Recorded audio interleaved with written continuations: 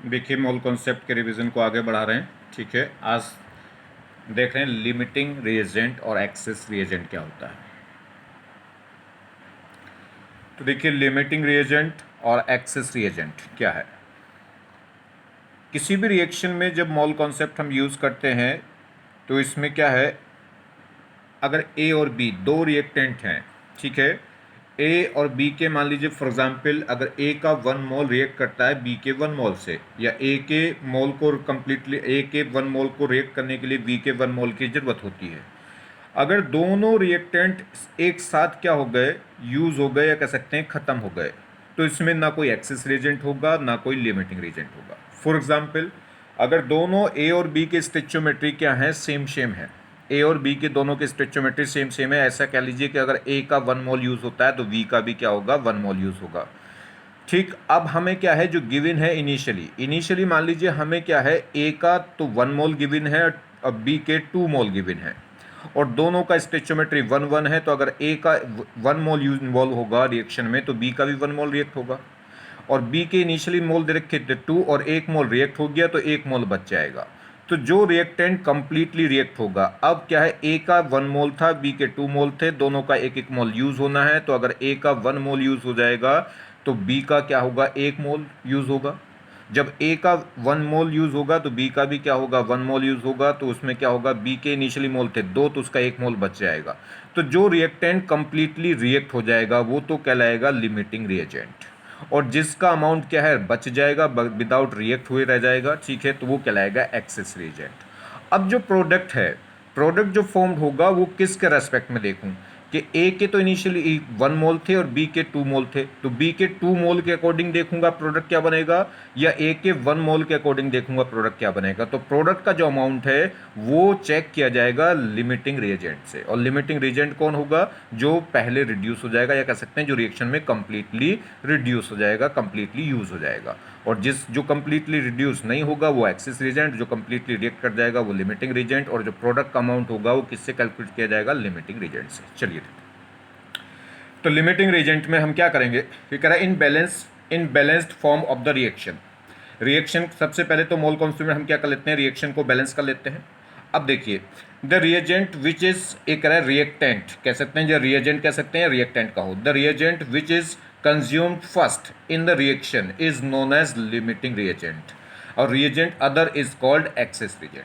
तो रिएक्शन में किसी भी बैलेंस रिएक्शन में वो रिएजेंट जो क्या हो जाए, पहले ख़त्म हो जाएगा, पहले रिड्यूस हो जाएगा, वो क्या कहलाएगा, लिमिटिंग रिएजेंट, या पहले कंज्यूम हो जाएगा वो कहलाएगा लिमिटिंग रिएजेंट, और जो बाकी बचेंगे वो क्या कहलाएंगे, एक्सेस रिएजेंट। ठीक है, रिएजेंट की एक्सेस या लिमिटिंग रिएजेंट वो किसके लिए होंगे, सिर्फ रिएक्टेंट के साइड में। तो वो रिएक्टेंट जो क्या हो जाएगा, पहले कंज्यूम्ड हो जाएगा वो कहलाएगा लिमिटिंग रिएजेंट, और या लिमिटिंग रिएक्टेंट कह सकते हैं उसको, और जो अदर होगा वो क्या कहलाएगा, एक्सेस रिएजेंट। ये कह सकते हैं जिसका अमाउंट खत्म हो जाए रिएक्शन में पहले वो कहलाएगा लिमिटिंग, और जिसका अमाउंट बचा रह जाए वो क्या कहलाएगा, access reagent. Limiting reagent decide amount of product. अब प्रोडक्ट कितना बनेगा वो किसके अकॉर्डिंग डिसाइड होगा, अमाउंट ऑफ लिमिटिंग रिएजेंट के अमाउंट्स के अकॉर्डिंग क्या होगा, डिसाइड होगा, किसका अमाउंट, प्रोडक्ट का अमाउंट। चलिए, क्यों, क्योंकि जब लिमिटिंग रिएजेंट रिड्यूस हो गया, लिमिटिंग रिएजेंट पूरा रिएक्ट हो गया, पूरा इन्वॉल्व हो गया रिएक्शन में, तो अब प्रोडक्ट बनना बंद हो जाएगा, और जैसे ही प्रोडक्ट बनना बंद हो जाएगा तो एक्सेस रिएजेंट पड़ा रहा है उससे कुछ होगा ही नहीं, क्योंकि रिएक्शन आगे चलेगी नहीं। ठीक है, तो इसलिए जो प्रोडक्ट का अमाउंट है वो किससे चेक किया जाएगा, लिमिटिंग रिएजेंट से। ये कह रहा है आउट ऑफ 2 और more reactants one which is consumed completely and decided yield of the product is called limiting reagent. तो 2 या 2 से ज्यादा रिएक्टेंट में वो रिएक्टेंट जो क्या हो जाएगा, कंप्लीटली कंज्यूम्ड हो जाएगा, और वही क्या करेगा, प्रोडक्ट के अमाउंट को डिसाइड करेगा, क्या कहलाता है, लिमिटिंग रिएजेंट। अब कैसे फाइंड आउट करेंगे, to find out limiting reagent. तो देखिए हम क्या करें, स्टेप बाइज बता रहे हैं कुछ। पहला step, check the balance chemical equation. जो हमें केमिकल इक्वेशन दे रखी है चेक कर लीजिएगा वो बैलेंस है कि नहीं। ठीक है, चलिए, उसके बाद locate reactant and find out the given moles. ठीक है, हम क्या करेंगे, लोकेट करेंगे कि कौन रिएक्टेंट है। तो रिएक्टेंट तो आपको पता ही है, किसी भी केमिकल रिएक्शन में किस साइड, लेफ्ट साइड में जो लिखा होता है वो कौन होता है, रिएक्टेंट। तो locate reactant and find out, और हम क्या फाइंड आउट करेंगे, गिवन मोल, रिएक्टेंट की जो गिवन मोल है, और उसको डिवाइड करेंगे किससे, उसके स्टोइचियोमेट्रिक कोएफिशिएंट से।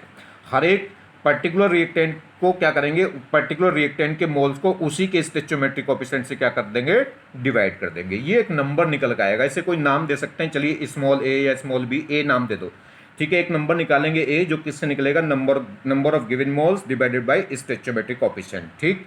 अब ये जो नंबर है, ये नंबर जिसमें सबसे कम आएगा वही क्या होगा, लिमिटिंग रीजन, यानी कि मिनिमम वैल्यू विद प्रोवाइडेड, यानी कि वो क्या होगा, लिमिटिंग रीजन। तो जिसमें ए की वैल्यू क्या आएगी, स्मॉल आएगी, वही क्या होगा, लिमिटिंग रीजन। ए कैसे निकल रहा है, number of moles divided by stoichiometric coefficient. चलिए प्रॉब्लम से समझते हैं।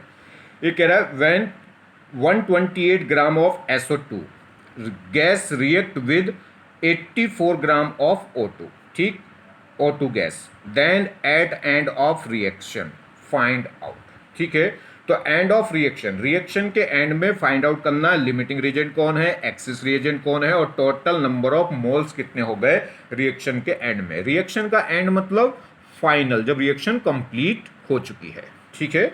चलिए तो देखिए, तो 3 स्टेप मैंने आपको बताए थे। पहला स्टेप क्या है कि आप रिएक्शन को बैलेंस इक्वेशन लिखिएगा, रिएक्शन की बैलेंस इक्वेशन लिखिए।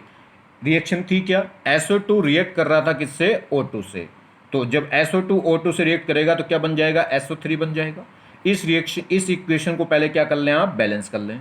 बैलेंस करने की बात अगर हम देखें तो यहाँ पे देखिए, यहाँ पे अगर ऑक्सीजन की बात करें तो ऑक्सीजन यहाँ पे 2 यहाँ से और 2 यहाँ से कितने हो गए 4, और यहाँ से कितने ऑक्सीजन आ रहे हैं 3। तो इसमें 3 ऑक्सीजन है, उधर 4 है, तो इस साइड ओड नंबर है, तो जिस साइड ओड है उसे इवन बना लिया करो। तो इसे 2 से मल्टीप्लाई करेंगे, 2 से मल्टीप्लाई करेंगे तो ऑक्सीजन टोटल कितने हो जाएंगे 6, और सल्फर कितने हो जाएंगे 2। अब सल्फर इधर 2 हो गए तो पहले उधर भी सल्फर क्या कर लो, 2 कर लो। तो इधर सल्फर 2 करते ही ऑक्सीजन कितने हो गए, 4 यहाँ से हो गए और 2 यहाँ से, तो वो भी बैलेंस हो गए 6। तो ये इक्वेशन बैलेंस हो गई।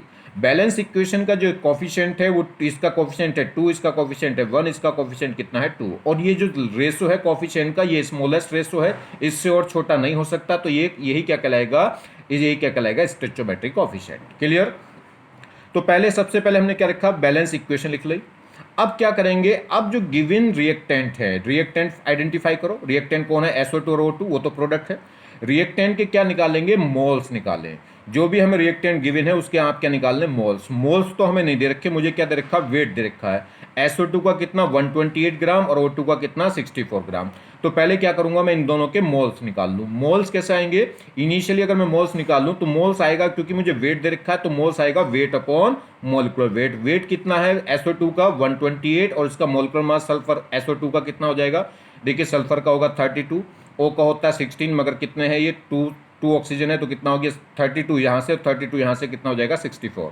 तो मोल्स कैसे निकल गए, वेट अपॉन मोलिकुलर वेट, वो कितने आ गए 2। तो 2 मोल्स तो हो गए SO2 के इनिशियली।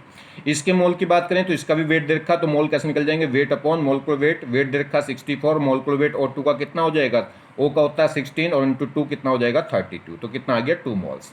तो इनिशियली इसके भी मोल्स कितने हैं 2, और इसके भी मोल्स कितने हैं 2। अब मैं क्या करूंगा, एक ए नंबर निकालूंगा। क्या निकालूंगा, एक ए नंबर, जो कैसे निकलेगा, रिएक्टेंट के मोल्स डिवाइडेड बाय स्टोइचियोमेट्रिक कोफिशिएंट। तो इसके मोल्स कितने आ गए थे 2, और इसका स्टोइचियोमेट्री भी कितना था 2, तो 2 से क्या कर दिया डिवाइड, तो डिवाइड करके नंबर आ रहा है 1। इसके इनिशियल मोल कितने आ रहे हैं 2, और इसका स्टोइचियोमेट्री कितना 1, तो मोल्स को स्टोइचियोमेट्री से डिवाइड करेंगे तो ये कितना आ रहा है 2। इन दोनों नंबरों में से जोन सा भी छोटा आएगा, यही नंबर क्या आ गया, ये आ रहा है 1, ये आ रहा है 2, तो जो स्मॉल आ गया वही क्या है, लिमिटिंग रीजेंट। तो लिमिटिंग रीजेंट तो कौन हो गया, SO2। तो O2 कौन कहलाएगा, एक्सेस रीजेंट। तो 2 आंसर तो मुझे पता चल गए कि लिमिटिंग रीजेंट कौन हो गया SO2, और एक्सेस रीजेंट कौन हो गया O2। अब बात क्वेश्चन पूछ रहा थर्ड कि फाइनली कितने मोल होंगे। फाइनल मतलब जब रिएक्शन कंप्लीट हो, यानी कि रिएक्शन के एंड में टोटल कितने मोल होंगे कंटेनर के अंदर। तो देखिए, अब इसके इनिशियल मोल कितने थे 2, इसके इनिशियल मोल भी कितने थे 2, इसका इनिशियल मोल कितना था 0। किसके भला, ये इसके इनिशियल मोल 2 दे रखे थे, इसके इनिशियल मोल कितना था 2, इसके इनिशियल मोल क्या थे 0। तो ये कंडीशन थी। अब क्या हो गया, तो इनिशियल मोल हो गए। फाइनली क्या होगा, जब रिएक्शन कंप्लीट होगी, रिएक्शन का एंड कब आ जाएगा, रिएक्शन का एंड जब आ जाएगा जब इन रिएक्टेंट में से कोई सा एक कंप्लीटली खत्म हो जाए। तो कौन सा कंप्लीटली खत्म होगा, जो लिमिटिंग रीजेंट है। तो लिमिटिंग रीजेंट पूरा का पूरा कंप्लीट क्या हो जाएगा, रिड्यूस हो जाएगा। तो इसके कितने मोल थे 2, तो 2 के 2 मोल क्या हो जाएंगे, रिड्यूस हो जाएंगे, तभी तो 0 बचेगा ये, ठीक है।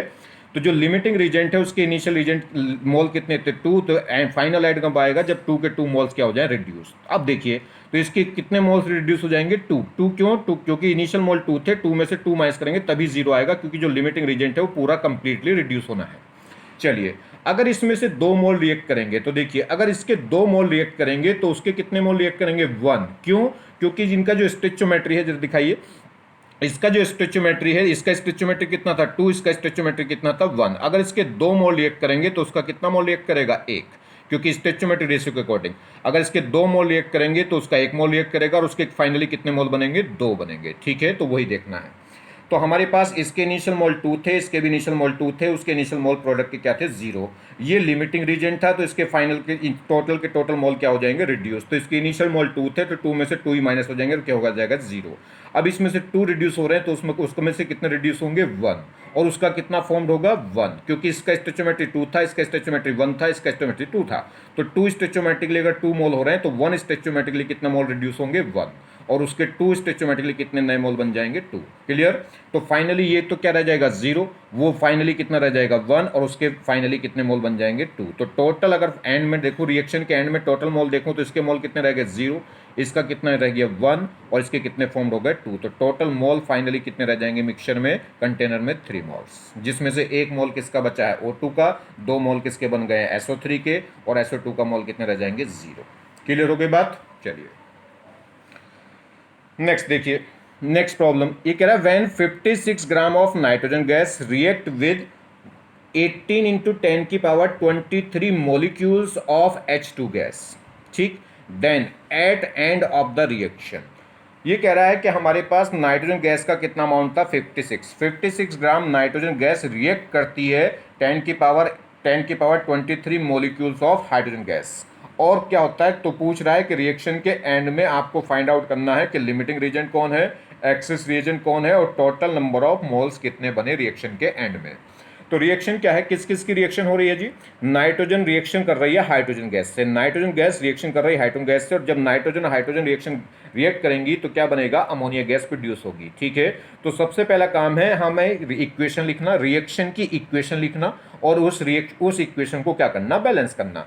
तो नाइट्रोजन गैस हाइड्रोजन गैस से रिएक्शन करके क्या बनाएगी, अमोनिया, और अब इसको क्या कर लो बैलेंस। यहाँ नाइट्रोजन एटम कितने हैं 2, जबकि अमोनिया में नाइट्रोजन एटम कितना है 1।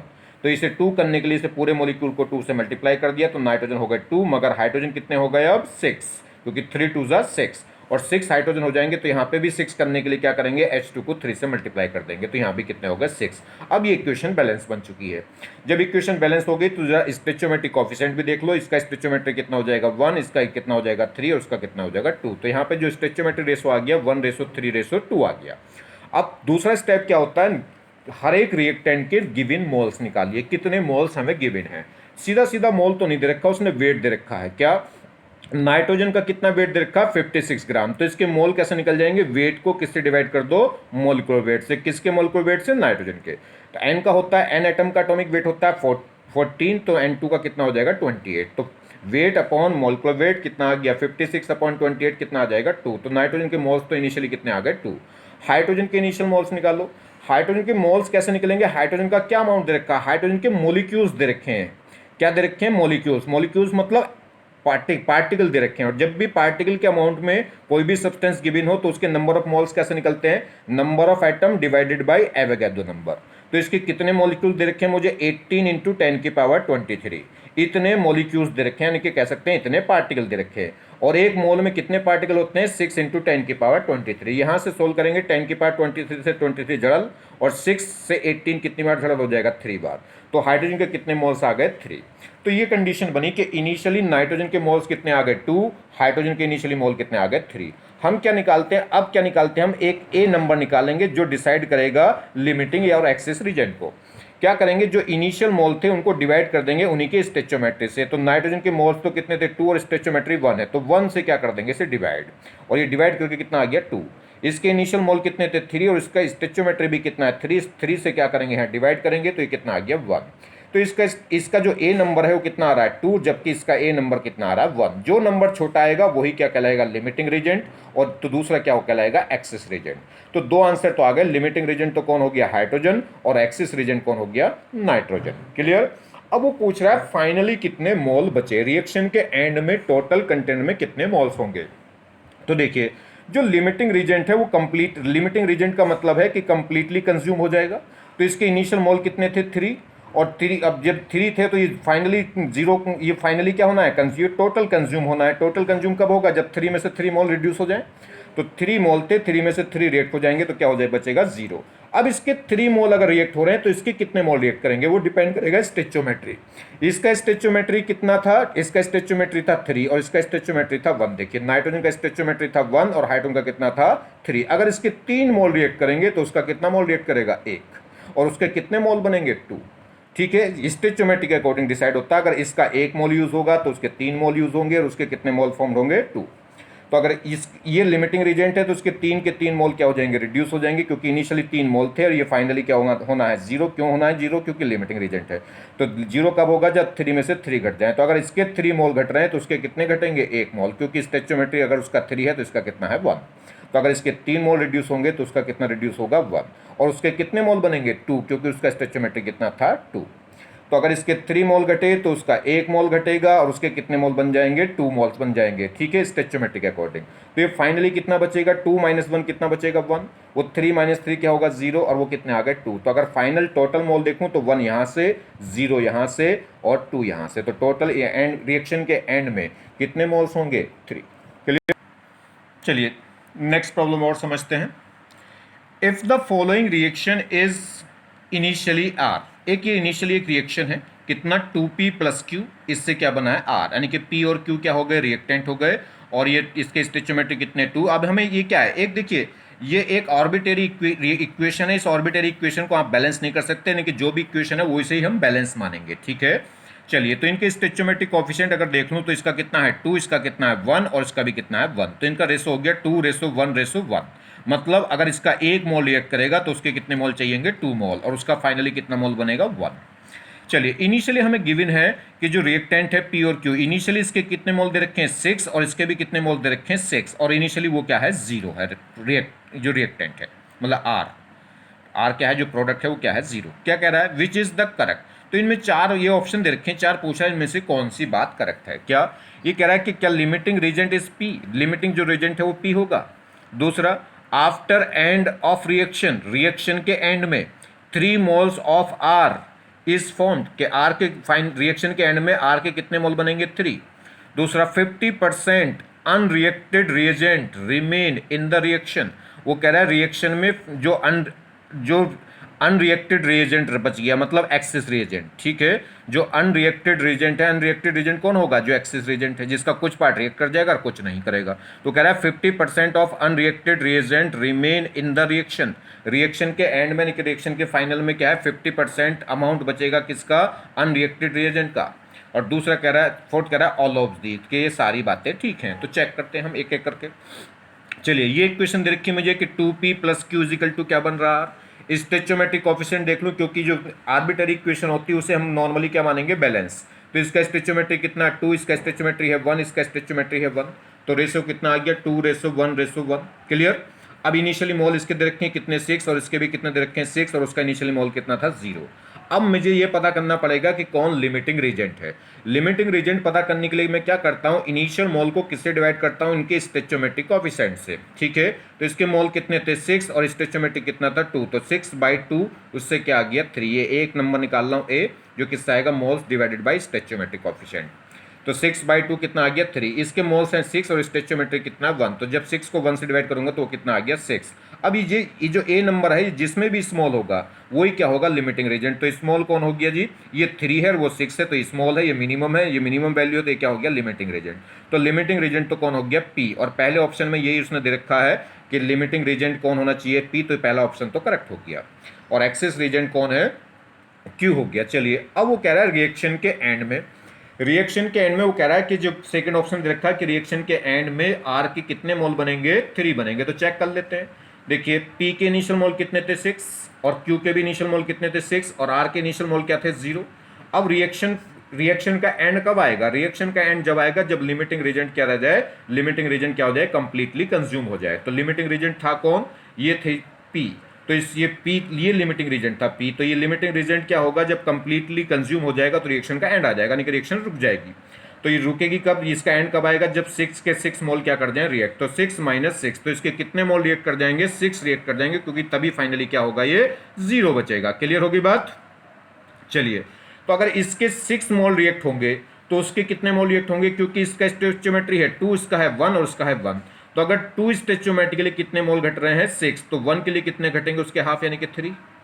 अगर 2 मोल के लिए कितने स्टोइचियोमेट्री रिड्यूस हो रहे हैं, स्टोइचियोमेट्री 2 के लिए अगर 6 मोल घट रहे हैं तो 1 के लिए कितने घटेंगे 3, तो इसमें से कितने घटेंगे 3, और उसके 1 के लिए कितने बन जाएंगे 3 मोल्स। तो देखिए, तो फाइनली इसके मोल्स तो आ गए 0, इसके 6 माइनस 3 कितने बचेंगे 3, और उसके कितने बन जाएंगे 3। तो उसने कहा कि आर के 3 मोल बन रहे हैं, और यही बात उन्होंने सेकंड ऑप्शन में कही है कि आफ्टर रिएक्शन के एंड में क्या होगा कि 3 मोल आर के बनेंगे, तो ये बात भी ठीक हो गई। अच्छा, अब बात कर रहा था कि जो अनरिएक्टेड रिएजेंट है वो 50% रिएक्ट होगा। बिल्कुल, अनरिएक्टेड रिएजेंट कौन था, क्यू के देखिए कितने मोल थे, 6 मोल थे, 6 में से 3 रिएक्ट हो रहे हैं और 3 क्या हो रहे हैं, बच रहे हैं, तो 50% रिएक्ट हो रहा है और 50% बच रहा है, तो इसका मतलब थर्ड ऑप्शन भी सही हो गया। तो इसलिए आंसर क्या हो गया था, ऑल ऑफ दिस।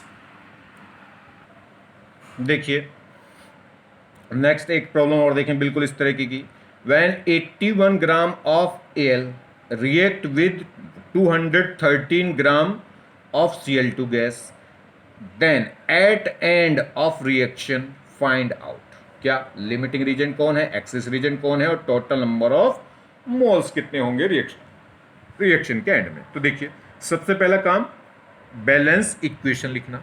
तो एल्युमिनियम किससे रिएक्शन कर रहा है, क्लोरीन से, और तो क्या बनेगा, AlCl3 बन जाएगा। ठीक, चलिए AlCl3 क्यों बना, क्योंकि Al की बैलेंसी कितनी होती है 3 और Cl की कितनी होती है 1, तो क्रॉस मल्टीप्लाई हो जाएगी बैलेंसी की, AlCl3 बन जाएगा। चलिए अब इसको बैलेंस करें, यहाँ एल्युमिनियम 1 वहाँ भी 1, मगर यहाँ Cl कितने थे, यहाँ Cl कितने थे 2 और वहाँ कितने थे 3, तो जहाँ भी ऑड नंबर होता है उसे इवन कर लेते हैं। तो ये 3 और ये ऑड नंबर इवन कैसा होगा, 2 से मल्टीप्लाई कर दो, 2 से मल्टीप्लाई करते ही ये क्या हो जाएंगे, एल्युमिनियम तो 2 हो गए और Cl कितने हो गए 6, जब Cl 6 हो गए तो यहाँ भी 6 करने के लिए 3 से मल्टीप्लाई कर देंगे, और एल्युमिनियम 2 हो गए तो यहाँ भी क्या कर देंगे 2 से मल्टीप्लाई। अब ये इक्वेशन बैलेंस हो गई, तो स्टोइचियोमेट्रिक कोफिशिएंट भी देख लीजिए, इसका कोफिशिएंट हो गया 2, इसका कोफिशिएंट हो गया 3, इसका कोफिशिएंट हो गया 2, और ये क्या है, ये स्टोइचियोमेट्रिक कोफिशिएंट कहलाएगा। क्यों, बिल्कुल कहलाएगा, क्योंकि ये क्या है, सिंपलेस्ट रेशो है। कोफिशिएंट का जो रेशो अगर वो सिंपलेस्ट रेशो है तो उसे क्या बोलते हैं, स्टोइचियोमेट्रिक कोफिशिएंट, और ये सिंपलेस्ट रेशो है क्योंकि इससे और छोटा नहीं हो सकता। इसमें इन तीनों में क्या 1 कॉमन है, 1 तो कॉमन है मगर 2 कॉमन नहीं है, 2 इसमें कॉमन आएगा मगर इसमें नहीं आएगा, तो यही क्या है, सिंपलेस्ट है। चलिए अब हमारा दूसरा स्टेप क्या होता है कि आप नंबर ऑफ मोल्स निकाल लें, किसके, रिएक्टेंट के। मोल्स कैसे निकाल सकते हैं जी, हमें क्या दे रखा है, वेट दे रखा है, वेट दे रखा है, तो मोल कैसे निकलेगा, weight upon molecular weight. Weight तो कितना है इसका 81, और Al एटम का एटॉमिक वेट होता है कितना है 27, तो कितने मोल्स निकल के आ गए 3। यहाँ देखिए क्लोरीन का वेट कितना दे रखा है 213, अगर मैं बात करूँ इसका मोलिकुलर वेट तो एक Cl एटम का कितना होता है 35.5, तो 2 का कितना हो जाएगा 71। ठीक, 71 से इसको डिवाइड करूं, देखिए 7 से आप ऐसे कट कर ले करो, आता है आपको ये तरीका कि नहीं। देखिए इसका अगर ये 3 डिजिट का नंबर है, 2 डिजिट का नंबर है, मैं इधर 1 डिजिट का लूंगा तो वहां 2 डिजिट का लूंगा। अब ये देख लो 7 21 में कितनी बार जाएगा, 3 बार जाएगा, तो बस 3 मोल आ गए। ठीक है, चलिए तो इसके भी 3 मोल आ गए, इसके भी 3 मोल आ गए, और उसके इनिशियल मोल क्या थे 0।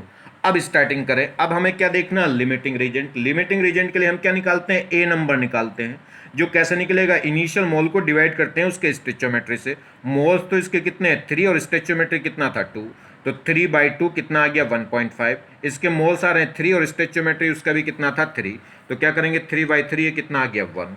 ठीक है, तो यहां से देखिए, तो देखिए तो इसका ये हमने जो ए नंबर निकाला इसमें तो आ रहा है 1.5, इसमें कितना आ रहा है 1। ठीक है, तो ये कौन सा स्मॉल है, ये छोटा है, जो छोटा हो गया वही लिमिटिंग रीजेंट हो गया, दूसरा क्या बचा, एक्सेस रीजेंट हो गया। तो लिमिटिंग रीजेंट तो कौन हो गई, क्लोरीन, और एक्सेस रीजेंट कौन हो गया, Al। ठीक है, तो 2 आंसर तो आ गए। नेक्स्ट बार कह रहा है कि टोटल नंबर ऑफ मोल्स बताइए रिएक्शन के एंड में, तो समझिए इसके इनिशियल मोल कितने थे 3, उसके इनिशियल मोल कितने थे 3, और उसके कितने थे प्रोडक्ट के 0। अब क्या होगा, जो लिमिटिंग रीजेंट है वो कंप्लीटली क्या हो जाएगा, कंज्यूम्ड, और कंप्लीटली कंज्यूम होगा तो जितने इनिशियल मोल थे उतने के उतने रिड्यूस हो जाएंगे, रिएक्ट हो जाएंगे। तो 3 में से 3 रिएक्ट हो जाएंगे, तो 3 - 3 क्या हो जाएगा 0। अब इसके 3 मोल अगर रिएक्ट हो रहे हैं तो इसके कितने मोल रिएक्ट होंगे 2। क्यों? क्योंकि इसका स्टोइचियोमेट्री कितना था 3 और इसका स्टोइचियोमेट्री कितना था 2। अगर स्टोइचियोमेट्री 3 के लिए 3 मोल्स यूज हो रहे हैं, 3 के लिए 3 मोल्स यूज हो रहे हैं, तो 1 के लिए 1 मोल, 2 के लिए 2 मोल। तो अगर 3 के लिए 3 मोल यूज हो रहे हैं तो इसका स्टोइचियोमेट्री कितना था एल का 2 था। तो 2 के लिए कितने यूज हो जाएंगे 2। तो 3 - 2 कितना बचेगा 1, और इसमें 3 - 3 कितना बचेगा 0, और इसके कितना स्टोइचियोमेट्री था 2। तो अगर 3 के लिए 3 घटा तो 2 के लिए भी 2 के लिए कितना घटा था 2, और इसका स्टोइचियोमेट्री भी 2 था, तो 2 के लिए कितने बन जाएंगे 2 बन जाएंगे। ठीक है, आगे बात समझ में नहीं? देखिए जरा स्टोइचियोमेट्री दिखाइए ना एक बार, यहाँ समझे। देखो इसके स्टोइचियोमेट्री कितने थे 3 थे। अगर मैं 3 के लिए कितने माइनस कर रहा हूँ 3 मोल में से 3 के लिए कितने माइनस कर रहा हूँ 3, तो 2 के लिए कितने माइनस होंगे 1 2, और 2 के लिए कितना फॉर्म होगा 2 होगा। तो वही बात यहाँ पे करी थी। तो इसके कितने फाइनल मोल बचेंगे 1, इसके क्या हो जाएगा 0, और उसके कितने मोल बन जाएंगे 2। तो टोटल मोल फाइनली क्या हो गए 1 + 0 + 2 कितना आ गया 3। तो क्लियर हो गई बात। एक्सिस रीजेंट, लिमिटिंग रीजेंट तो हो गया था क्लोरीन, एक्सिस रीजेंट हो गया था एल्युमिनियम, और रिएक्शन के एंड में टोटल मोल कितने आ गए थे 3। नेक्स्ट प्रॉब्लम देखिए, इन द फॉलोइंग क्या है जी, ये कह रहा है 3x + 4y, इससे क्या बना है x3y4। ठीक, और इस इनिशियल मोल दे रखे हैं कि x के कितने मोल दे रखे हैं इनिशियल, इसने दे रखे हैं इनिशियल मोल दे रखे हैं 8, और इसके इनिशियल मोल कितने दे रखे हैं 12। ठीक, तो क्या पूछ रहा है कि लिमिटिंग रीजेंट बताइए कौन है, और मोल्स ऑफ प्रोडक्ट फॉर्म, और फाइनली रिएक्शन के एंड में प्रोडक्ट के कितने मोल्स फॉर्म्ड होंगे। ठीक है, तो देखिए, तो सबसे पहला काम रिएक्शन तो हमें उसने लिखी रखी है, और इनिशियल मोल भी उसने दे रखे हैं। तो बस स्टोइचियोमेट्रिक कोएफिशिएंट और चेक कर लो। स्टोइचियोमेट्रिक कोएफिशिएंट इसका हो गया 3, इसका कितना हो गया 4, और इसका कितना हो गया 1। तो पूरा ओवरऑल ये प्रोडक्ट है, इसका स्टोइचियोमेट्रिक कितना हो गया 1। ठीक, अब बात करें तो इसमें हम क्या निकालेंगे, सबसे पहले लिमिटिंग रीजेंट। तो लिमिटिंग रीजेंट के लिए ए नंबर निकालते हैं। वो कैसे निकलेगा, इनिशियल मोल को डिवाइड करते हैं उसके स्टोइचियोमेट्री से। तो 8/3, वहाँ कितना आएगा मोल्स कितने हैं 12, और स्टोइचियोमेट्री कितना 4, तो 12/4। तो 12/4 करूँगा तो इसे सोल्व करूँगा तो कितना आएगा 3, और यहाँ 8/3 है, तो इसे सोल्व करेंगे तो ये क्या होगा, ये 3 से थोड़ा सा छोटा आएगा, क्योंकि 9/3 होता तो कितना आता 3 आता। तो ये तो आ रहा है 3, और ये 3 से थोड़ा छोटा आएगा, और 3 से छोटा आएगा तो ये क्या हो गया लिमिटिंग रीजेंट। तो लिमिटिंग रीजेंट तो कौन हो गया x, और एक्सिस रीजेंट कौन हो गया y। अब बात करते हैं फाइनली इसके कितने प्रोडक्ट बनेंगे। तो देखिए, जो लिमिटिंग रीजेंट है उसके कंप्लीट मोल रिड्यूस होने हैं, उसके पूरे कंप्लीट के कंप्लीट मोल क्या होने, रिएक्ट होने, कंज्यूम होने, क्योंकि वो लिमिटिंग रीजेंट है। तो अगर इसके 8 मोल हैं तो 8 के 8 रिड्यूस हो जाएंगे। ठीक, तो उसके कितने फॉर्म्ड होंगे, तो देखिए अगर 3 के लिए कितना, हमें ये नहीं देखना कि इसके कितने रिएक्ट, इसके कितने घट रहे हैं, हमें तो सिर्फ ये देखना है इसके कितने बन रहे हैं। तो अगर इसके ये लिमिटिंग रीजेंट है, और लिमिटिंग रीजेंट के अकॉर्डिंग क्या बनेगा प्रोडक्ट, प्रोडक्ट इसके अकॉर्डिंग नहीं बनेगा, प्रोडक्ट हमेशा किसके अकॉर्डिंग बनेगा लिमिटिंग रीजेंट। जब तक लिमिटिंग रीजेंट साथ देगा तब तक रिएक्शन होगी, तब तक प्रोडक्ट बनता रहेगा, और जैसे ये खत्म तो प्रोडक्ट भी बनना बंद, ये चाहे पड़ा रहा है, इससे कोई फर्क नहीं पड़ेगा। ठीक है, तो चलिए, तो जो प्रोडक्ट की कैलकुलेशन है वो किसके अकॉर्डिंग की जाती है, लिमिटिंग रीजेंट के अकॉर्डिंग।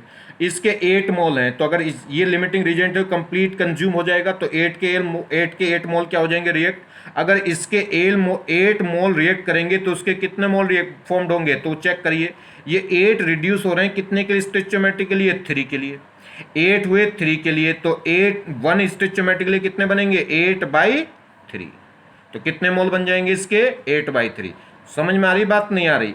8, देखिए इसके 8 मोल रिएक्ट होंगे किसके लिए 3 के लिए। अगर ऐसे समझो कि 3 के लिए कितने मोल रिएक्ट हुए 8, 3 के लिए कितने मोल रिएक्ट हुए 8, तो 1 के लिए कितने फॉर्म्ड होंगे 8/3। तो जो बाई नंबर 3 है उससे क्या कर देंगे डिवाइड कर देंगे। यहाँ देख लो 3 मोल्स ऑफ x के 3 मोल के लिए कितना x, अगर x का स्टोइचियोमेट्री कितना है 3 है, तो प्रोडक्ट का जो स्टोइचियोमेट्री है वो 1 है। तो इसका मतलब यह है कि x के 3 मोल अगर रिएक्ट होंगे तो उसका कितना मोल बनेगा 1। अगर इसका 1 मोल रिएक्ट होगा तो उसके कितने बनेंगे 1/3 मोल। तो अगर इसके 8 मोल रिएक्ट होंगे तो कितना होंगे 8 की मल्टीप्लाई, तो देखो वही आ गया 8/3। ठीक है, चलिए नेक्स्ट प्रॉब्लम देखें। ये क्वेश्चन दिया है, इसने कहा ए और बी मिलकर आपस में क्या बनाते हैं पी।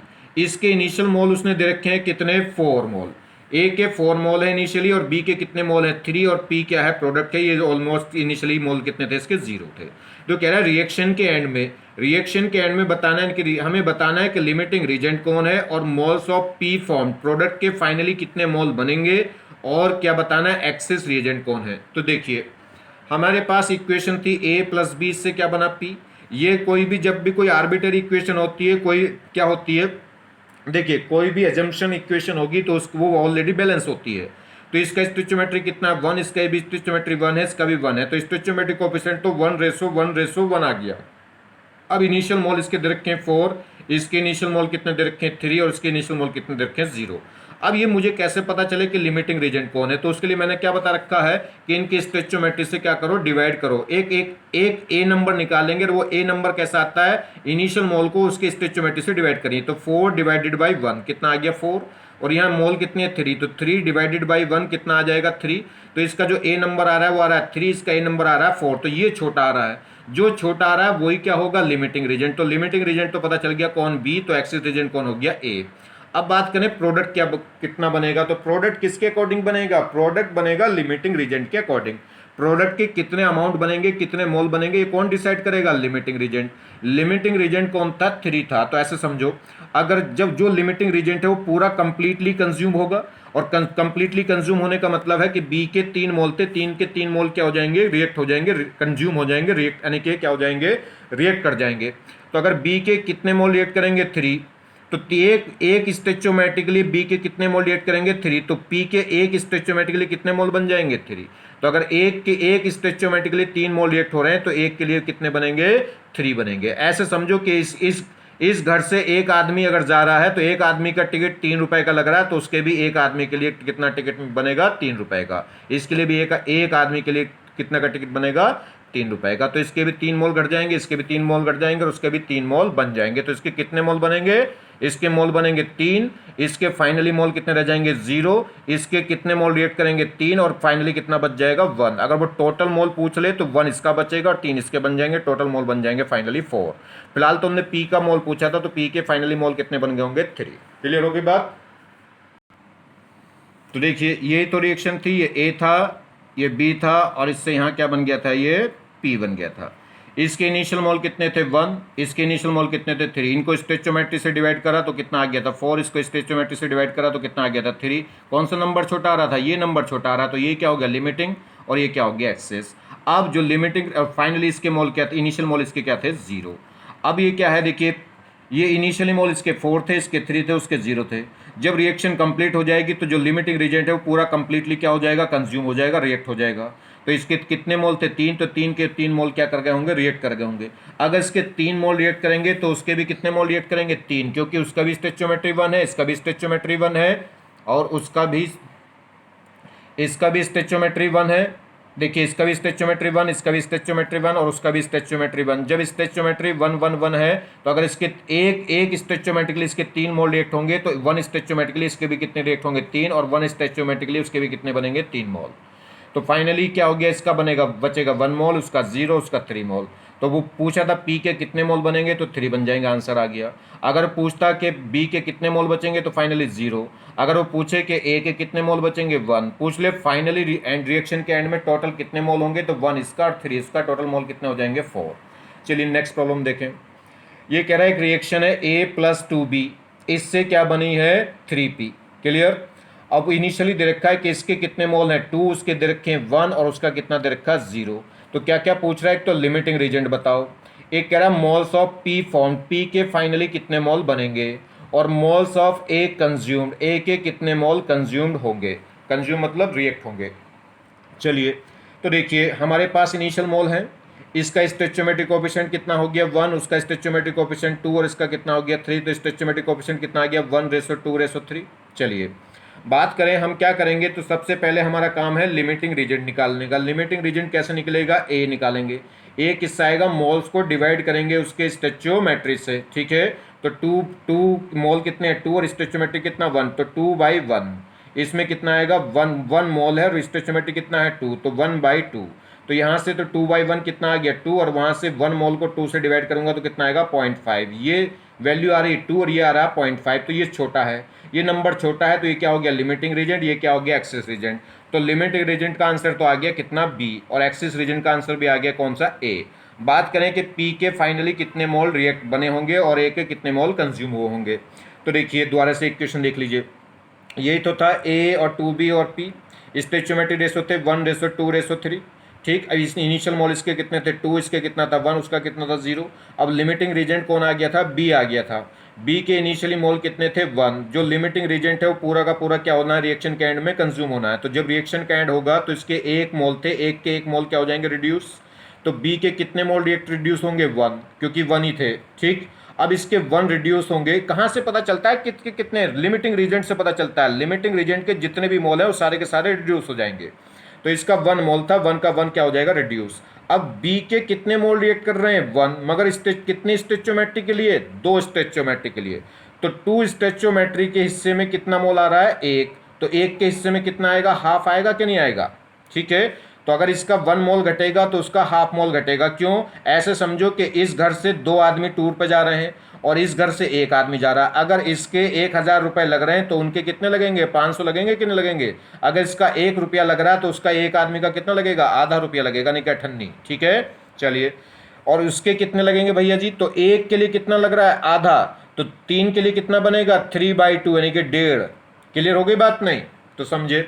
तो इसमें क्या हो गया, अगर हमने क्या करा है, इसका 1 मोल रिएक्ट होगा। इसका 1 मोल रिएक्ट क्यों होगा, क्योंकि एक ही मोल प्रेजेंट था, ये था लिमिटिंग रीजेंट। लिमिटिंग रीजेंट के जितने भी मोल प्रेजेंट होते हैं वो सारे के सारे रिएक्ट हो जाएंगे। तो अगर इसका 1 मोल रिएक्ट होगा तो उसका हाफ मोल रिएक्ट होगा और उसके कितने बन जाएंगे, 3/2। तो फाइनली ये तो क्या हो जाएगा 0, और वो कितना बचेगा 2 में से 1/2 यानी कि 2 में से हाफ माइनस कर दिया तो कितना बचेगा 1.5 यानी कि 1.5, और वो 3/2 कितना बन चुका 1.5। तो पी के कितने मोल बनेंगे जी, पी के मोल बनेंगे 1.5, और यही ऑप्शन दे रखा, तो इसका मतलब सेकंड आंसर भी। तो पी के कितने मोल बन गए 1.5। ए के कितने मोल कंज्यूम हुए हैं, तो कितने मोल कंज्यूम हुए हैं, हाफ मोल। या पूछे रिमेनिंग कितने रहेगा ए के, तो रिमेनिंग रहेगा 1.5। क्लियर, चलिए देखिए आपको चलो एक फंडा बता देते हैं, फिर दिक्कत नहीं होनी चाहिए। ठीक है, चलिए, जैसे हमारे पास एक रिएक्शन है, हाइपोथेटिकल रिएक्शन है, एक्स ए और बी से मिलके क्या बन रहा है सी, जहाँ पे एक्स वाई जेड क्या है, इसके स्टोइचियोमेट्रिक कोएफिशिएंट है। तो स्टोइचियोमेट्रिक कोएफिशिएंट रेशो कितना हो गया, एक्स रेशो वाई रेशो कितना हो गया जेड। ठीक है, चलिए अब मान लीजिए इसके इनिशियल मोल ए थे, इसके इनिशियल मोल कितने थे वी थे, और उसके कितने थे 0। अगर मान लीजिए बी लिमिटिंग रीजेंट है, मान लीजिए लिमिटिंग रीजेंट कौन है, बी है। ठीक, तो बी के कंप्लीट मोल रिएक्ट हो जाएंगे। बी के जितने मोल थे वो सारे के सारे रिएक्ट होंगे। अब बी में से क्या है, बी के कितने मोल रिएक्ट हो रहे हैं, बी, और वो कितने स्टोइचियोमेट्री के लिए, वाई के लिए। तो ए के कितने रिएक्ट होंगे, तो वो देखो ए में से कितने रिएक्ट होंगे, जो बी के रिएक्ट हुए वो लिखो बी। ठीक, ए बी के जितने मोल रिएक्ट हो रहे हैं वो लिखिए बी, और इनटू क्या करें, जिस भी स्टोइचियोमेट्री के लिए बी रिएक्ट हुआ था उससे क्या करें, डिवाइड। ठीक, और जिसके लिए हम कैलकुलेट कर रहे हैं एक्स के लिए, उससे क्या करें, मल्टीप्लाई। तो इतने मोल किसके रिएक्ट होंगे, ए के। और सी के कितने बनेंगे, जो बी के जितने मोल घटे उसको लिखिए बी, और बी का जो स्टोइचियोमेट्री है उससे क्या करें, डिवाइड, और जिसके लिए कैलकुलेट कर रहे हैं उसके स्टोइचियोमेट्री से क्या करें, मल्टीप्लाई। जैसे लिमिटिंग रीजेंट कौन हो गया, मान लीजिए ए हो गया। अगर ए लिमिटिंग रीजेंट है तो ए के सारे मोल रिएक्ट होंगे। तो ए के इनिशियल मोल थे कितने, स्मॉल ए, तो स्मॉल ए में से स्मॉल ए घट जाएंगे। तो अब बी में से कितने घटेंगे जी, तो माइनस ए करेंगे, और इनटू क्या करेंगे, ए का जो स्टोइचियोमेट्री था एक्स, उससे तो डिवाइड, और जिसके लिए कैलकुलेट कर रहे हैं उसका स्टोइचियोमेट्री कितना, वाई, उसके लिए मल्टीप्लाई। ऐसे ही सी के कितने बनेंगे, अगर ए के कितने घटे एक्स, और एक्स घटे हैं कितने के लिए, एक्स। ए के कितने मोल घटे हैं, ए घटे हैं कितने के लिए, एक्स के लिए, तो जितने के लिए घटे थे उससे तो डिवाइड, और जितने के लिए कैलकुलेट कर रहा हूं, कितने के लिए कैलकुलेट कर रहा हूं, जेड के लिए, उससे मल्टीप्लाई। ठीक है, तो ये फंडा है, आप इससे कर सकते हैं। देखिए एक रिएक्शन, एक क्वेश्चन और देखिए, ये कह रहा है एक हाइपोथेटिकल रिएक्शन है, कितना 2a + 3b, इससे बना है 5c + 6d। इनिशियल मोल ए के दे रखे हैं कितने, 4 मोल, और बी के दे रखे हैं 5 मोल। ठीक है, क्या पूछ रहा है, लिमिटिंग रीजेंट बताइए क्या है, moles of C formed, reaction के एंड में सी के कितने मोल बनेंगे, और moles of D formed, D के कितने मोल बनेंगे, moles of A consumed, A के कितने मोल रिएक्ट हो जाएंगे, और मोल्स ऑफ बी रिमेन, और बी के कितने मोल बचेंगे। ठीक है, ये हमें क्या है 5 कैलकुलेशन करनी है। देखिए, तो सबसे पहले हमें जो हाइपोथेटिकल रिएक्शन दे रखी थी वो ऑलरेडी बैलेंस होगी, मैंने आपको बताया है। तो इसका स्टोइचियोमेट्री कितना हो गया 2, इसका कोफिशिएंट कितना है 3, इसका कोफिशिएंट कितना है 5, इसका कोफिशिएंट कितना है 6। ये जो कोफिशिएंट है इसमें कुछ भी कॉमन नहीं है, तो बस यही क्या है सिंपलेस्ट फॉर्मूला है। यही क्या हो गया जो कोफिशिएंट का जो सिंपलेस्ट रेशो है उसे क्या बोलते हैं स्टोइचियोमेट्री रेशो। चलिए तो स्टोइचियोमेट्री इसका 2, इसका 3, इसका 5, इसका 6। इनिशियल मोल इसके दे रखे हैं 4, इसके दे रखे हैं 5। तो हम क्या करेंगे ए नंबर निकालेंगे। ए नंबर किसका आएगा मोल को, सिर्फ ए नंबर किसका निकालते हैं सिर्फ रिएक्टेंट का, क्योंकि रिएक्टेंट की साइड रिएक्टेंट का ही तो पता करते हैं एक्सिस रीजेंट और लिमिटिंग रीजेंट। ठीक है, तो देखिए हम ए नंबर निकालेंगे, मोल्स को क्या करेंगे इसके स्टोइचियोमेट्री से क्या कर देंगे डिवाइड। तो ए के मोल थे 4 और स्टोइचियोमेट्री था 2, तो 4 को 2 से क्या कर देंगे डिवाइड, तो कितना आ गया 2। इसके मोल थे 5, स्टोइचियोमेट्री कितना था 3, तो 5 को 3 से डिवाइड करेंगे तो ये नंबर क्या है 2 से कम आएगा। ठीक है, ये 2 आ गया और ये 2 से कम आएगा, तो जो कम आएगा नंबर वही क्या है लिमिटिंग रीजेंट। तो यहाँ लिमिटिंग रीजेंट तो कौन हो गया जी बी, तो पहला आंसर तो हमें मिल गया। और ये क्या रह गया होगा एक्सिस रीजेंट। अब दोबारा से बात करें, इसके मोल इनिशियली कितने हैं 4, इसके कितने 5, इसके 0, इसके 0। ठीक है, यहाँ कितना था ये कौन था, मैं देखिए मैं लिख देता हूँ। चलिए ये कितना, ये था मेरे पास 2a, ये क्या था मेरे पास यहाँ था 3b, और इससे क्या बन रहा था ये बन रहा था 5c और ये बन रहा था 6d। ये रिएक्शन थी। ठीक है, तो चलिए अब इसके इनिशियल मोल थे 4, इसके 5 थे, इसके 0, इसके 0। फाइनली क्या होगा, फाइनली क्या हुआ होगा, लिमिटिंग रीजेंट हमने पता कर लिया कौन था बी था। तो जो लिमिटिंग रीजेंट होगा उसके ऑल रिएक्टेंट क्या कर जाएंगे रिएक्ट कर जाएंगे रिएक्शन के एंड में। तो रिएक्शन के अगर मैं एंड में देखूं तो इसके 5 के 5 मोल क्या कर जाएंगे 5 के 5 मोल क्या कर जाएंगे रिएक्ट कर जाएंगे। ठीक है, क्योंकि ये लिमिटिंग रीजेंट है। अब समझिए इसके कितने मोल रिएक्ट हुए 5, कितने स्टोइचियोमेट्री के लिए 3 के लिए। तो इसके कितने रिएक्ट होंगे जी, तो माइनस करेंगे 5, जितने इतने मोल रिएक्ट हुए वही माइनस करेंगे 5, और क्या करेंगे जिस कितने स्टोइचियोमेट्री के लिए रिएक्ट हुए थे 5, 3 के लिए, तो जितने के लिए रिएक्ट हुए थे उससे डिवाइड करेंगे, और जिसके लिए हम कैलकुलेशन कर रहे हैं उसके स्टोइचियोमेट्री से क्या कर देंगे मल्टीप्लाई। ठीक, ऐसे ही यहाँ देखिए इसके लिए कितने बनेंगे, तो ये 5 रिएक्ट हुए, तो 5 डिवाइडेड बाई 5 कितने के लिए रिएक्ट हुए थे 3 के लिए, तो 5/3, और मुझे कैलकुलेशन कितने के लिए करनी है 5 के लिए, तो इंटू 5।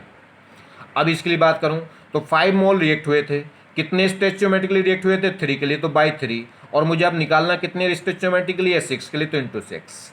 तो बस सोल्व करते चले आओ, ये कितना सोल्व होकर आ गया 10/3, ये कितना आ जाएगा तो फाइनल 0 ही बचेगा। ये कितना सोल्व होकर आ जाएगा 25/3, और ये कितना हो जाएगा देखिए 3 से 6 कट जाएगा 2 बार, कितना आ गया 10। तो ए के कितने मोल रिएक्ट हो रहे हैं 10/3, बी के कितने मोल बचेंगे 0, सी के कितने मोल बनेंगे 25/3, और सी के कितने मोल बने 25/3, और डी के कितने मोल बने 10। आ गया सारे आंसर। नेक्स्ट देखिए, अब ये कह रहा है 0.5 mole of BaCl2 react with 0.7 mole of H3PO4, what will be limiting reagent moles of Ba3PO4 का होल ट्वाइस फॉर्म्ड।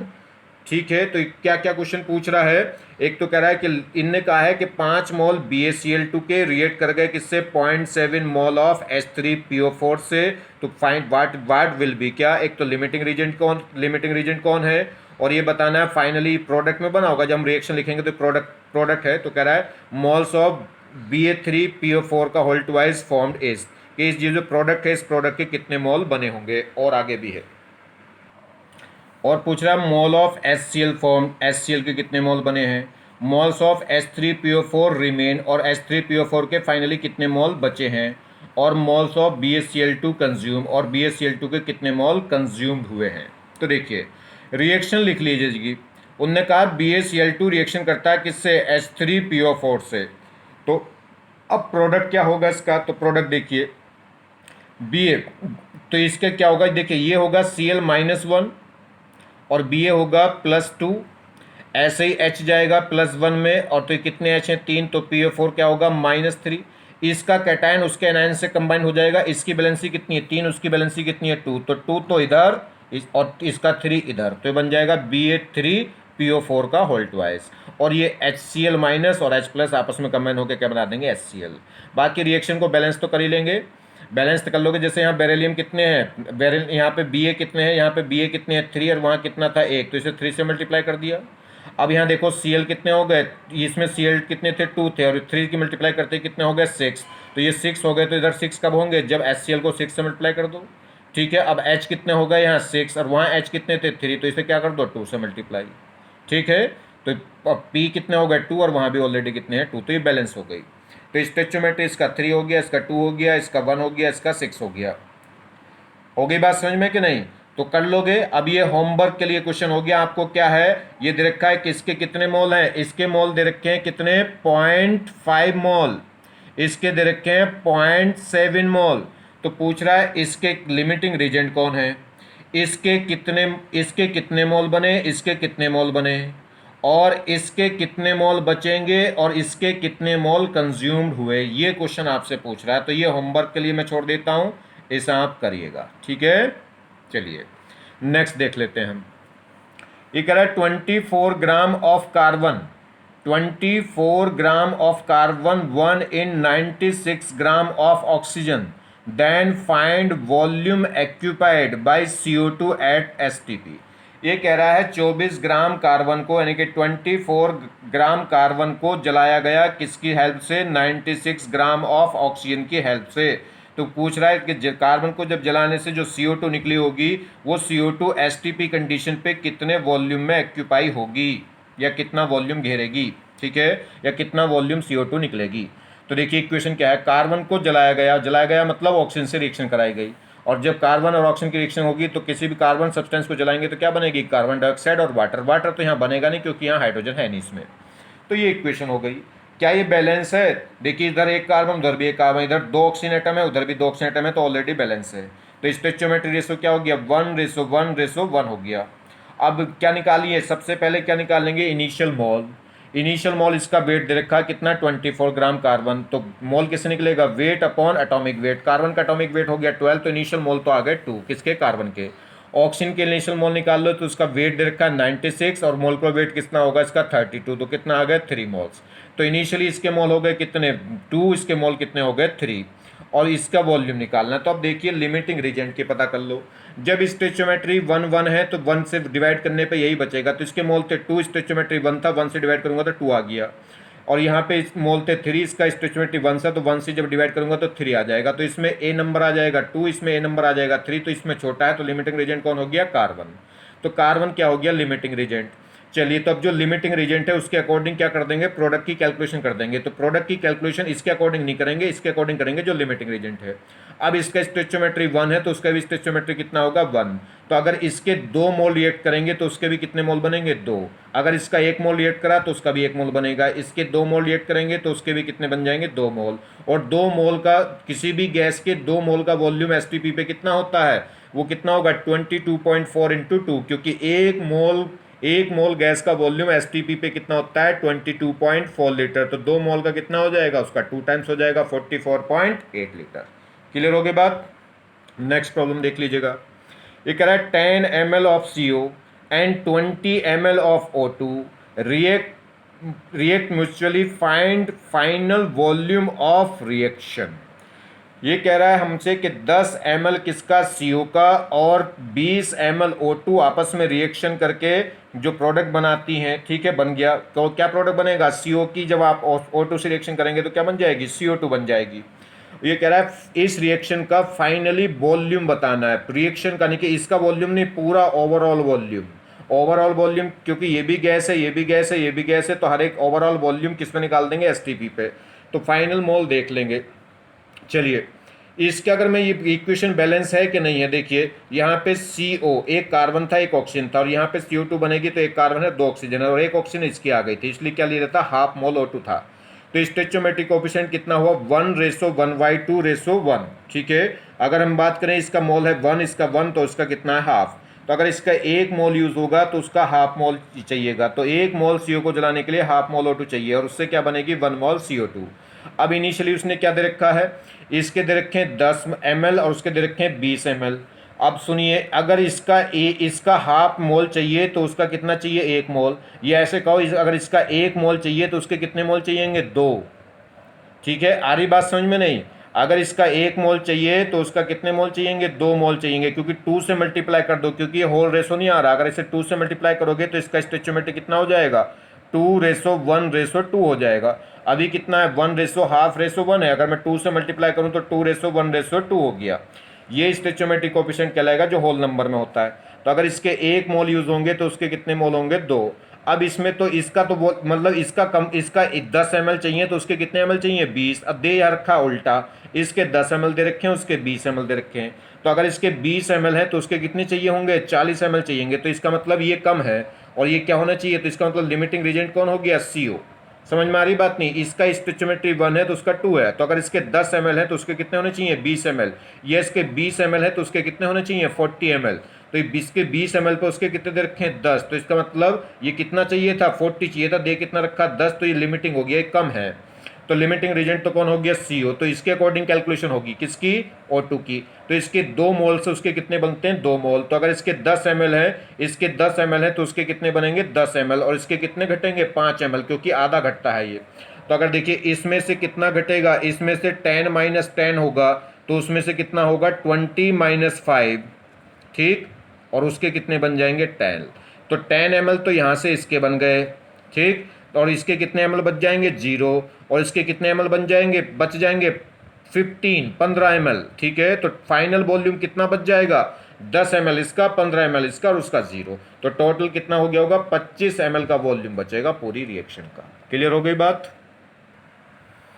ये देखिए एक और प्रॉब्लम देखिए, इन द फॉलोइंग रिएक्शन, ये एक रिएक्शन दे रखी है उसने, ठीक। और इसके क्या रखे हैं कि इनिशियल जो सोडियम कार्बोनेट है उसके इनिशियल मोल दे रखे हैं 6, और जो है हाइड HCl है उसके इनिशियल मोल दे रखे हैं 6।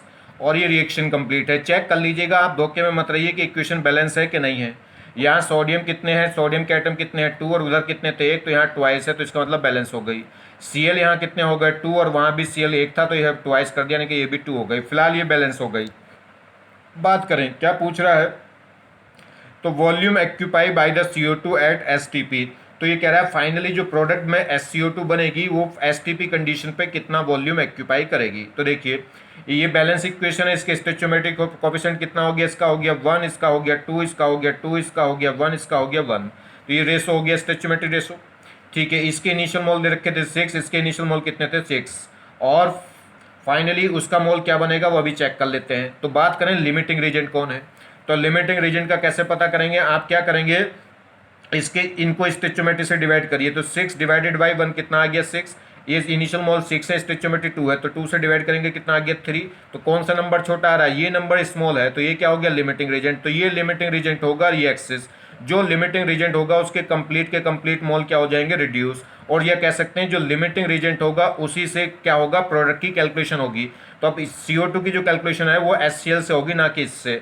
तो देखिए अगर इसके क्या है 6 मोल, अगर उसके 2 मोल रिएक्ट करते हैं तो उसके 1 मोल बनेगा। अगर इसके 2 मोल रिएक्ट करेंगे तो उसके कितने मोल बनेंगे, 1, हाफ बन रहा है उसका। तो अगर इसके 2 मोल रिएक्ट करते हैं, 2 मोल HCl से 1 मोल CO2 निकलेगी। तो 6 मोल से कितने निकलेगी, 3 मोल।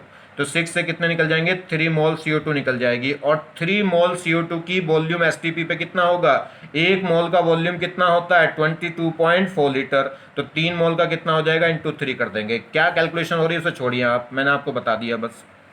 नेक्स्ट देखिए, और देखिए एक problem, how many grams of oxygen required to produce enough amount of CO so that it reduce 1.6 kg of Fe2O3। Question समझो, ये कह रहा है कि हमें क्या करना है, Fe2O3 को रिड्यूस करना है किसके थ्रू, CO के थ्रू, ठीक है। उन्होंने कह रहा है how many grams of oxygen required, तो कितने ग्राम ऑक्सीजन रिक्वायर्ड होगी किसको प्रोड्यूस करने के लिए, एनफ अमाउंट ऑफ CO के लिए। एनफ यानी कि enough amount of CO produce हो जाए किससे, तो कितनी एनफ CO मुझे मिल जाए तो उसके लिए कितनी ऑक्सीजन, मुझे कितने ग्राम ऑक्सीजन चाहिए, किसके लिए, एनफ CO C2 यानी कि इतने ग्राम इतने kg Fe2O3 को रिड्यूस करने के लिए।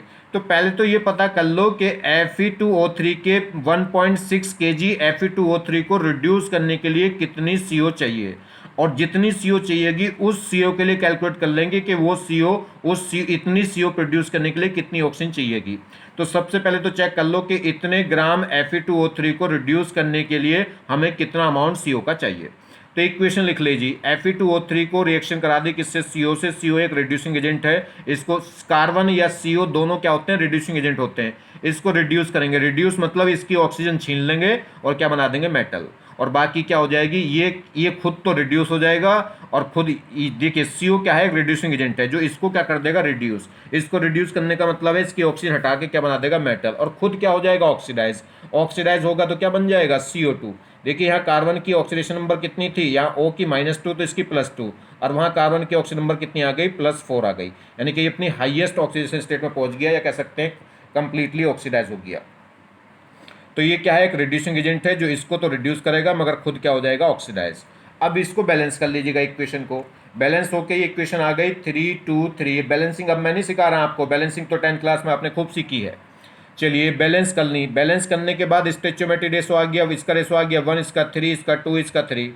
अब वो कह रहा है हमें क्या करना है, इसका अमाउंट दे रखा है तो इसके और इसकी बात कर रहा है। इसका अमाउंट दे रखा है और कह रहा है कि इसे रिड्यूस करने के लिए इसका कितना अमाउंट चाहिए, तो इन दोनों की बात चलेगी, बात खत्म। ठीक है, तो देखिए इसका 1 मोल का वेट कितना होगा, इसके 1 मोल का वेट है 160 ग्राम। निकाल लेंगे, Fe का होता है 56, कितने Fe हैं 2, O का होता है 16 और कितने ऑक्सीजन है 3।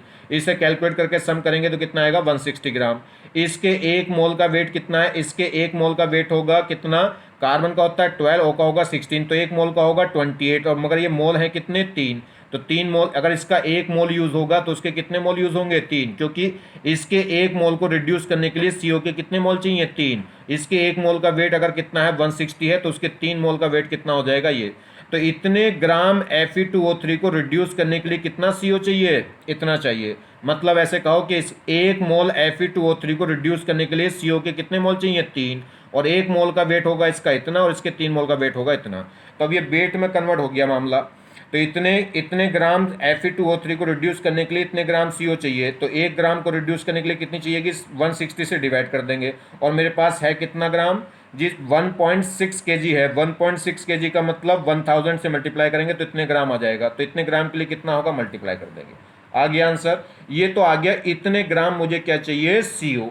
अब वो कह रहा है कि इतने ग्राम CO को बनाने के लिए कितनी ऑक्सीजन चाहिए। ठीक है, अब ऑक्सीजन क्यों चाहिए, ये CO कहीं से तो हमारे घर पे थोड़ी मिलेगा, ये बनाना पड़ेगा। कैसे बनाना पड़ेगा, कार्बन को जला के। अगर कार्बन को जला दिया तो फिर तो CO2 मिलेगी, तो कार्बन को क्या करना पड़ेगा, माइल्ड ऑक्सीडाइज करना पड़ेगा। देखिए कार्बन का अगर ऑक्सीडेशन करें तो क्या बनेगी, CO2, और जला दें तो देखिए अगर हम ऑक्सीडेशन करें कार्बन का तो बनेगा CO, अगर हम क्या कर दें, इसको कंप्लीट जला दें तो उससे क्या बन जाता है, CO2। तो अब कार्बन की रिएक्शन अगर मैं O2 से कराता तो क्या बनती, CO2। तो इसलिए हाफ O2 से कराई, इसलिए रिएक्शन क्या है, कहाँ रुक जाएगी, CO पर रुक जाएगी। तो हमें क्या चाहिए, ये इक्वेशन लिख ली मैंने किसकी, कार्बन की और ऑक्सीजन की। कार्बन ऑक्सीजन आपस में मिलकर क्या बनाएंगे, CO। तो इस कितनी CO बनानी है मुझे, इतने ग्राम। किससे, तो इतने ग्राम CO बनाने के लिए कितनी ऑक्सीजन चाहिए, कि मतलब इसका और इसका रिलेशन लेके चलना है। चलिए, तो अगर इक्वेशन ये बैलेंस है, अगर इसके 1 मोल, इसके CO के कितने मोल बन रहे हैं यहाँ पे 1, तो इसके कितने मोल यूज हो रहे हैं, हाफ। तो इनका स्टोइचियोमेट्रिक रेशो हो गया हाफ 1। अगर इसका हाफ मोल है तो उसका 1 मोल है। तो ध्यान दीजिए, तो इसके अगर हम बात करूं, 1 मोल का वेट कितना होगा, 28, और इसके हाफ मोल का वेट कितना होगा, 1 मोल का होता है 32, तो हाफ मोल का हो जाएगा 16 ग्राम। तो ऐसे समझो कि 16 ग्राम O2 से क्या मिलती है, 28 ग्राम CO मिलती है। या ऐसे कह लो हाफ मोल O2 से क्या मिलती है, 1 मोल CO। या उल्टा कह सकते हैं कि 1 मोल CO, 1 मोल CO के लिए हम 1 मोल CO बनाने के लिए हमें कितनी O2 चाहिए, हाफ मोल। तो 1 मोल CO बनाने के लिए मुझे क्या चाहिए, हाफ मोल O2। 1 मोल CO का वेट होगा 28 ग्राम और हाफ मोल O2 का होगा 16 ग्राम। तो 28 ग्राम CO बनाने के लिए मुझे कितने ग्राम O2 चाहिए, 16। तो 1 ग्राम बनाने के लिए कितनी चाहिए, 28 से डिवाइड कर देंगे, और मुझे टोटल कितनी CO चाहिए जी, 840 ग्राम। तो 840 ग्राम के लिए कितनी चाहिएगी, 840 ग्राम से क्या कर देंगे, मल्टीप्लाई। ठीक है, नेक्स्ट। ये कह रहा है सेकंड मेथड। ये मेथड अभी इस चैप्टर में आपको आगे पढ़ाया जाएगा। ये बड़ा जादुई मेथड है, मैजिक, ठीक है। ये जो बहुत सारी कैलकुलेशन आपको करनी पड़ रही है, वैसे तो वो भी आसान है, वो भी इजी है, मगर ये जो मेथड है ये एकदम से क्या कर देगा, जादू है एकदम से। ये अभी आपको बताएंगे क्या करते हैं। किसी भी रिएक्शन में, किसी भी मिलिक्वेंट्स, कोई भी रिएक्शन हो, उस रिएक्शन में कोई भी स्पेसीज हो, चाहे रिएक्टेंट हो, चाहे प्रोडक्ट हो, चाहे कुछ भी हो, किसी के कितने भी मोल हो, कोई फर्क नहीं पड़ता, ठीक है। कोई भी स्टेचोमेट्री हो, बस आपको क्या करना है, जिसका भी रिलेशन लिखना है तो नंबर ऑफ ग्राम इक्विवेलेंट निकालेंगे। तो ग्राम इक्विवेलेंट ऑफ Fe2O3 इक्वल होने चाहिए थे ग्राम इक्विवेलेंट ऑफ O2। जिन किसी भी दो सब्सटेंस के बारे में हम जिक्र कर रहे हैं, फाइनल ये मुझे दे रखा था, और फाइनल आंसर किसका अमाउंट पूछ रहा था, CO का अमाउंट ही पूछ रहा था, O2 का पूछ रहा था। तो देखो मुझे दो बार कैलकुलेशन करनी पड़ी, एक बार CO निकालना पड़ा और फिर CO से O2 निकालना पड़ा, जबकि दे क्या रखा था मुझे Fe2O3 और पूछ क्या रहा था फाइनल O2। तो आप डायरेक्ट कर सकते हैं। तो क्या है, number of gram equivalent of Fe2O3 equal होने चाहिए number of gram equivalent of O2। ये कॉन्सेप्ट अभी हम बहुत डिटेल में इसी चैप्टर में पढ़ेंगे, नेक्स्ट टॉपिक यही है, मगर इसका एक दो क्वेश्चन, इसकी झलक दिखा देता हूं आपको क्या होती है ये। तो देखिए, पहली बात तो इस मेथड की क्या है, ना तो आपको कोई इक्वेशन लिखनी पड़े, कोई इक्वेशन लिखने की जरूरत नहीं। इक्वेशन को जब लिखने की जरूरत नहीं तो बैलेंस करने की जरूरत नहीं, सीधा उसको पकड़िए जो हमें दे रखा अमाउंट और सीधा उसको पकड़िए जो पूछ रहा है। तो number of gram equivalent of Fe2O3 equal होने चाहिए number of gram equivalent of O2। अब ग्राम इक्विवेलेंट कैसे निकलते हैं वो समझ लो। ग्राम इक्विवेलेंट निकलते हैं वेट ऑफ, देखिए वेट ऑफ सब्सटेंस, ये होगा यानी कि वेट ऑफ Fe2O3। ये मैं आपको कैसे बताऊं, ये होगा वेट, ये कैसे निकल के आता है, नंबर ऑफ ग्राम इक्विवेलेंट आते हैं weight upon equivalent weight, weight upon equivalent weight, weight upon equivalent weight. तो जैसे number of gram equivalent of Fe2O3 is equal to था number of gram equivalent of O2। अब gram equivalent कैसे निकलेगा, weight of Fe2O3 upon equivalent weight of Fe2O3। ऐसे gram equivalent of O2 कैसे आएंगे, weight of O2 upon gram equivalent of O2। अब ये कैसे आएगा, देखिए इसका वेट तो हमें कितना दे रखा था 1.6 kg। 1.6 kg का मतलब कितना हो गया, यानी कि 1600 ग्राम, ठीक।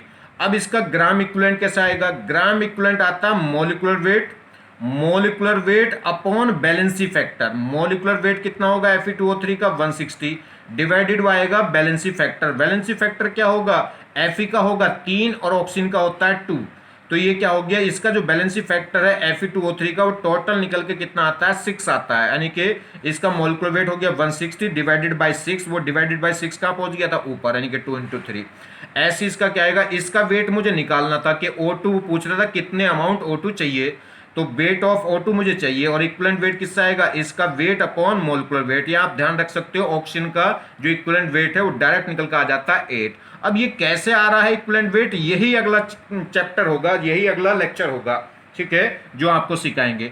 तो यहां से एक झलक बता रहा हूं कि कैसे कितना आसान हो जाता है, बस इसकी क्रॉस मल्टीप्लाई करिए, देखिए बिल्कुल वही आंसर आ जाएगा 480 ग्राम ऑफ O2, जो हमने वहां 2 बार कैलकुलेशन करके किया था।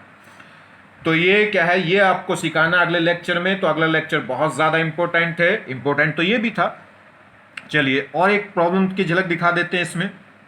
ये कह रहा है इन द फॉलोइंग रिएक्शन, ये एक रिएक्शन है 2x + y, इससे क्या बना z। फिर z ने रिएक्शन करी E से और क्या बना, x बन गया वापिस, और एक और नया सब्सटेंस बन गया F, ठीक। तो ये कह रहा है 6 mole of x and 5 moles of y are initially used in the reaction, E is the used in the sufficient। ये कह रहा है E जो है वो उतना यूज करा गया जितनी जरूरत थी, सफिशिएंट था। कह रहा है reaction E is used in the sufficient amount and form product or formed product can be reduce number of moles of F form in the reaction will be. तो कह रहा है number of moles of F form, तो F के कितने मोल बने हैं। तो अगर आप क्या करेंगे इससे, अगर आप देखिए क्या है, इससे हम क्या करेंगे, इस इक्वेशन को सोल्व करें, फिर इक्वेशन को अगर हम मोल कॉन्सेप्ट से सोल्व करेंगे तो दिमाग को थोड़ा सा क्या करेगी, कंफ्यूज करेगी। वैसे मैं आपको मोल इक्विवेलेंट से करके दिखा रहा हूं, फिर ग्राम नंबर ऑफ ग्राम इक्विवेलेंट से अगले लेक्चर में करके दिखाएंगे। देखिए कितना आसान हो जाएगा। फिर बात करिए, इनिशियल क्या देखा था 2x प्लस वाई, इससे क्या बना था z। इसके इनिशियल मोल दे रखे थे 6 और इसके इनिशियल मोल कितने दे रखे थे 5 और उसका 0। तो देखिए इसका स्टोइचियोमेट्री 2 है, इसका 1 है। तो यहां से हम लिमिटिंग रीजेंट की बात कर लें, क्योंकि z का पता तो किससे चलेगा, लिमिटिंग रीजेंट से। तो पहले लिमिटिंग रीजेंट पता करो। लिमिटिंग रीजेंट के लिए क्या पता करना है कि इसके अगर इसका स्टोइचियोमेट्री 2 है, इसका 1 है, तो और इसका भी कितना है 1। तो देखिए अगर इसके 2 मोल यूज होंगे तो उसके कितने मोल होंगे 1। इसके 2 मोल पे उसका 1 मोल काम करेगा, तो इसके 6 मोल पे उसके कितने मोल काम करेंगे 12। तो इसका मतलब ये कम है, ये कम है कि ये कम है। देखिए इसके 2 मोल है तो उसका कितना मोल चाहिए 1। अगर इसका 1 मोल है तो उसका कितना चाहिए, इसका 1 मोल है तो उसका कितना चाहिए 2। अगर इसके 5 मोल है तो उसके कितने चाहिए 10 चाहिए, और 10 की बजाय है कितने ये 6 हैं। आगे बात समझे, जैसे इसके 2 चाहिए तो उसका 1, तो अगर इसके 6 हैं तो उसके कितने चाहिए 3, और 3 तो अवेलेबल थे 5 अवेलेबल है। समझो, देखो इसके 2 मोल चाहिए तो उसका कितना मोल चाहिए 1। अगर इस तो ठीक है 2 पे 1 चाहिए, तो अगर इसके 6 हैं तो 6 पे कितने चाहिए 3, और 3 से ज़्यादा है 5 है। तो इसका मतलब क्या है, ये लिमिटिंग रीजेंट है। या उल्टा देख लो, इसके 1 मोल पे उसके कितने चाहिए 2 मोल। अगर इसके 5 मोल है तो 5 पे उसके कितने चाहिए 10, और है कितने 6। तो इसका मतलब ये लिमिटिंग हो गया, और जो लिमिटिंग होगा उसके सारे के सारे मोल घट जाएंगे फाइनली। तो 6 थे, 6 के 6 क्या होगा रिड्यूस। अब ये 6 रिड्यूस हो रहे हैं कितने के लिए 2 के लिए। तो 1 के लिए कितने रिड्यूस, 2 के लिए अगर 6 रिड्यूस हुए तो 1 के लिए कितने रिड्यूस होंगे 3, और 1 के लिए कितने बनेंगे 3। तो ये फाइनली ये कितना बच गया 0, वो कितना बचेगा 2, और ये फाइनली कितना हो चुका है 3। तो z है यहाँ से कितना आ गया 3। अब z, अब इक्वेशन हुई z की किससे रिएक्शन करी ई से, और क्या बना f x बना और f बना। अब इसके कितने 3 हैं, ई कितना है उन्होंने कहा कि सफिशेंट है। सफिशेंट मतलब जितनी z को चाहिए ई उतना है, इसका मतलब कैलकुलेशन z से ही होगी, क्योंकि ई उतना है जितना z को चाहिए। तो इसका स्टोइचियोमेट्री देखिए 1, और उसका स्टोइचियोमेट्री कितना है, इसका स्टोइचियोमेट्री 1, इसका भी 1, इसकी तो बात ही करो, इसके तो उन्होंने कह दिया x ये उतना है जितना चाहिए। इसका 1, इसका 1, इसका 1। तो अगर जब इसके 3 मोल रिएक्ट होंगे, इसके 3 मोल रिएक्ट होंगे, क्योंकि रिएक्शन जब तक चलेगी जब तक z खत्म ना हो जाए, क्योंकि z से क्या बन रहा है z और e से मिलकर बन रहा है x और f। तो जब तक z खत्म ना हो जाए जब तक रिएक्शन चलेगी। तो अगर इसका स्टोइचियोमेट्री 1 है तो उसका भी 1 है, उसका भी 1 है। तो अगर इसके 3 मोल रिएक्ट होंगे तो उसके भी कितने बन जाएंगे 3, इसके भी कितने बन जाएंगे 3। तो f का तो आंसर आ गया जी, कितने बन गए f तो कितने बन गए जी 3 बन गए। तो f के मोल तो कितने हो गए 3। आंसर क्या पूछ रहा है, number of moles of f formed in the reaction, तो वो कितने बनेंगे 3। या पूछ ले क्या कह दे, और f कहीं और तो नहीं बन रहा, और तो कहीं नहीं बन रहा। x के बारे में जब y फाइनल टोटल मोल पूछ ले पूरी रिएक्शन के, तो पूरी रिएक्शन में 2 मोल तो किसके बच गए थे y के, और फाइनली क्या हो गया था किसके मोल, इसके कितने मोल बन गए थे।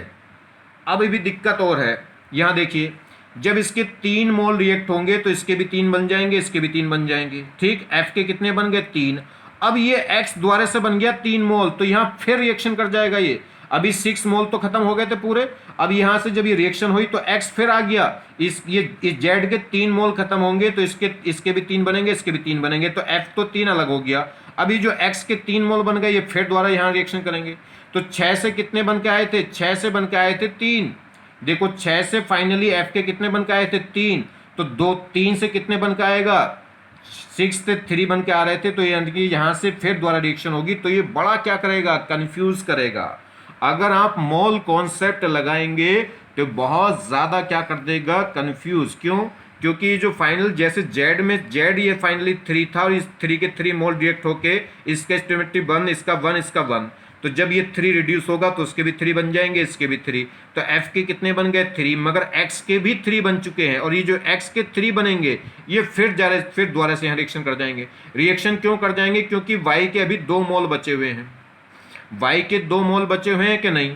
अब इसमें ये चेक करना पड़ेगा कि x अब द्वारे से क्या हो गया रिएक्शन होगी, इसके हो गए 3 मोल, इसके हो गए 2 मोल। अब फिर चेक करना पड़ेगा कि कौन लिमिटिंग रीजेंट है, कौन लिमिटिंग रीजेंट बचा। ठीक है, तो फिर दोबारा से कैलकुलेशन करनी पड़ेगी। इसलिए वैसे इसमें आंसर आ रहा है फाइनली f के कितने मोल आ गए फाइनली 5 क्यों, क्योंकि 3 मोल तो पहले केस में बन गए, फिर दोबारा से x बनेगा, फिर दोबारा से x बनेगा, x से फिर दोबारा से f बनेगा। मगर जब दोबारा से f बनेगा तो दोबारा से x भी बनेगा, वो दोबारा से x फिर यहाँ रिएक्शन करेगा, फिर ये चलेगा, फिर x फिर fy बन जाएगा, फिर चलेगा, ऐसे इन्फिनिटी तक स्टेप चलेंगे ये। जब जाके कैलकुलेशन कितनी आई 5। अब ये कैसे आई वो बताएंगे। तो ये इसको इस कन्फ्यूजन को या इस कैलकुलेशन को बहुत ज़्यादा रिड्यूस कर देगा कौन, अगर हम जब पढ़ेंगे इक्विवेलेंट कॉन्सेप्ट। तो अभी हमने पढ़ा है मोल कॉन्सेप्ट, अब हम इसमें क्या पढ़ने जाएंगे, इक्विवेलेंट कॉन्सेप्ट। इक्विवेलेंट कॉन्सेप्ट सीख जाओगे तो बस बात खत्म हो जाएगी।